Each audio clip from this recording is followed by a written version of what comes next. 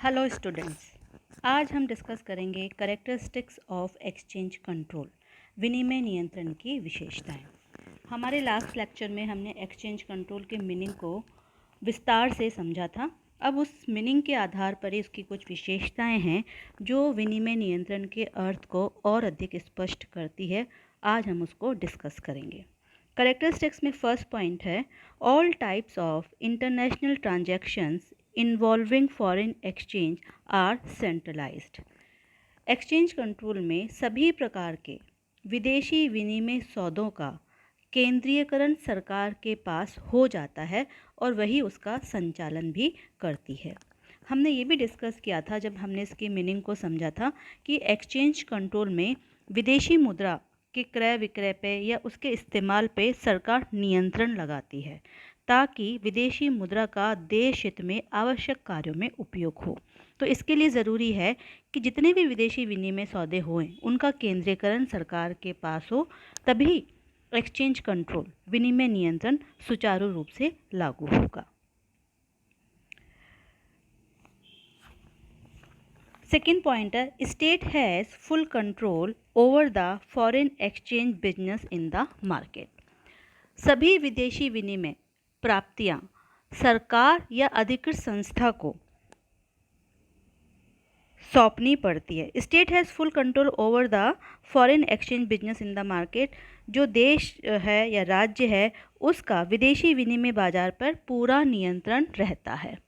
Next point है, only those possessing licence can deal in foreign exchange. Foreign exchange में कौन deal कर सकता है? जिसके पास में इसका लाइसेंस हो, और जिसके पास में लाइसेंस नहीं होगा वो इसको डील नहीं कर पाएगा। The government fixes the priorities for distribution of foreign exchange. विदेशी मुद्रा का डिस्ट्रीब्यूशन कहाँ कहाँ होगा, इसके लिए सरकार पहले से उसकी प्राथमिकता निर्धारित कर देती है।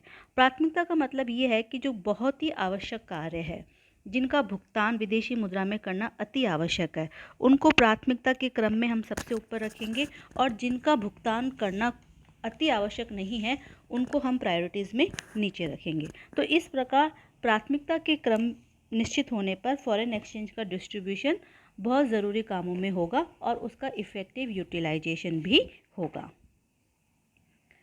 नेक्स्ट पॉइंट है कैरेक्टरिस्टिक्स में, the whole foreign exchange is deposited with the central bank which gives the exporters domestic currency in turn.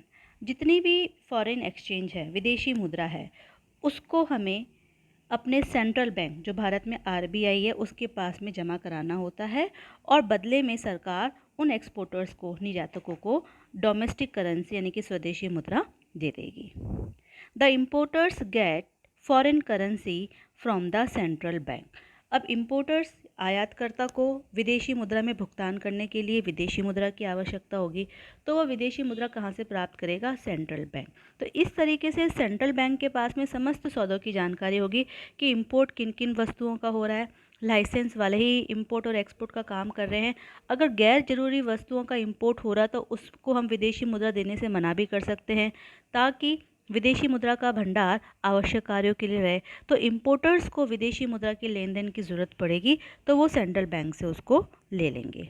Rate of exchange is determined officially bye the government and it is also managed. जो exchange rate है वो officially सरकार के द्वारा निर्धारित होती है और सरकार इसको मैनेज भी करती है देश हित के अनुसार। तो ये तो थी एक्सचेंज कंट्रोल की विशेषताएं।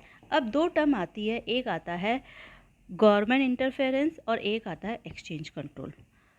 कितनी बार इन दोनों टर्म को हम एक ही समझ लेते हैं, लेकिन इन दोनों टर्म में डिफरेंस होता है।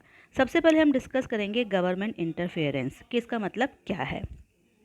The term government interference refers to the sale and purchase of foreign currency by the government with a view to maintain a particular rate of exchange for the country. In this case, the private parties enjoy full freedom to buy, ये spelling गलत हो गई है, BUY आएगा यहाँ पे, to buy and sell foreign currency in their desired quantities. Interfere का मतलब ही क्या होता है? हस्तक्षेप करना, ठीक है ना। तो जब कोई काम आराम से चल रहा है उसमें कोई हस्तक्षेप करेगा तो हम कहेंगे भाई आप इंटरफेयर क्यों कर रहे हैं। इसको मैं याद रखने का आपको तरीका बता रही हूँ कि जब फॉरेन एक्सचेंज मार्केट में प्राइवेट पार्टीज़ भी अपना खरीदने बेचने का काम कर रही है विदेशी मुद्रा का, तो सरकार भी आ जाती है खरीदने और बेचने के लिए। क्यों आ जाती है? क्योंकि उनको एक्सचेंज कंट्रोल को कंट्रोल करना होता है एक स्पेसिफाइड रेट में या देश हित में। तो जब समूची हम देखते हैं कि कोई भी निश्चित विनिमय दर स्थापित करने के लिए या उसे बनाए रखने के लिए जब सरकार विदेशी मुद्रा का क्रय विक्रय करती है या सरकार की ओर से विदेशी विनिमय के क्रय विक्रय की दर घोषित करके निजी व्यापारियों के कार्यकलापों को वो दूर से ही प्रत्यक्ष या अप्रत्यक्ष रूप से प्रभावित करती रहे, तो इसे सरकारी हस्तक्षेप कहते हैं। यानी कि जो सौदे प्राइवेट पार्टीज कर रही है वो तो ऑलरेडी हो ही रहे हैं, लेकिन साथ में सरकार भी करती है, तो इसे हम कहेंगे गवर्नमेंट इंटरफेरेंस। ठीक है। अब आता है exchange control. Under this system the government establishes it's monopoly over the entire foreign exchange business and the private parties have no freedom of buying and selling foreign exchange in the desired quantities। अब जो exchange control है उसमें समूची विदेशी विनिमय व्यवस्था पर सरकार का एकाधिकार होता है और निजी व्यापारियों को विदेशी मुद्रा के क्रय विक्रय की बिल्कुल भी स्वतंत्रता नहीं होती है। तो अब इसमें क्या हो, इंटरफेयर नहीं कर रहा कोई भी, लेकिन सरकार का एक्सचेंज कंट्रोल सरकार का ही है।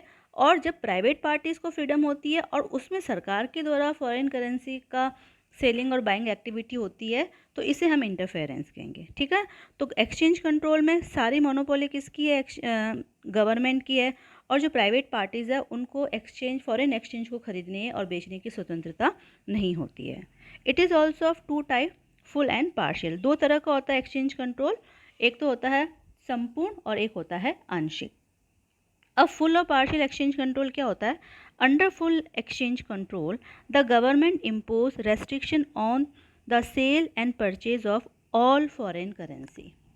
जो पूर्ण विनिमय नियंत्रण होता है, तो सरकार विदेशी मुद्राओं के क्रय विक्रय पर, सभी प्रकार की विदेशी मुद्राओं के क्रय विक्रय पर प्रतिबंध लगा देती है और उनके क्रय विक्रय का एकाधिकार केवल और केवल सरकार के पास होता है। ठीक है। Under partial exchange control their is restriction on only a few selected currency.